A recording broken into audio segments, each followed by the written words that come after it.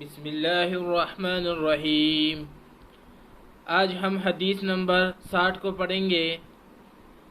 حدیث نمبر 60 میں خدا کی رضامندی والدین کی رضامندی میں ہے۔ حدیث شریف یہ ہے، رضا الرب فی رضا الوالد و سخط الرب فی سخط الوالد۔ رضا الرب فی رضا الوالد و سخط الرب فی سخط الوالد۔ ترجمہ: پروردگار کی رضامندی والد کی رضامندی میں ہے اور پروردگار کی ناراضگی والد کی ناراضگی میں ہے۔ پروردگار کی رضامندی والد کی رضامندی میں ہے اور پروردگار کی ناراضگی والد کی ناراضگی میں ہے۔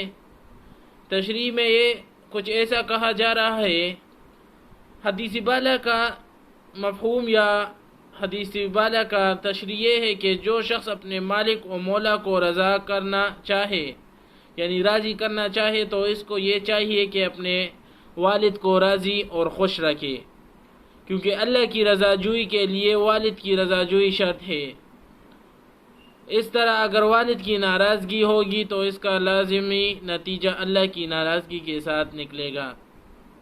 تو اس حدیث میں ہمارے پاس ایک سوال کیا جائے گا کہ اس حدیث میں صرف والد کا ذکر کیا گیا ہے، والدہ کو ذکر نہیں کیا گیا۔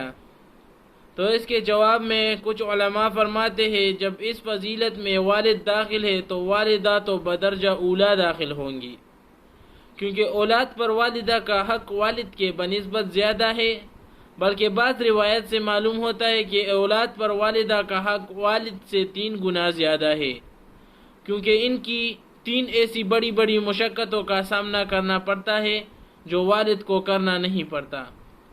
نمبر 1، حمل کا بوجھ۔ نمبر 2، وضع حمل کی مشقت برداشت کرتی ہے۔ نمبر 3، دودھ پلانے کی محنت بھی ان کو ہی کرنی پڑتی ہے۔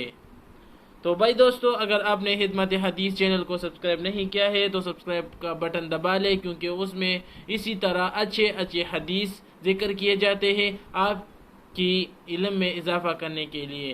تو اللہ تعالی ہمیں اس حدیث پر عمل کرنے کی توفیق عطا فرمائے۔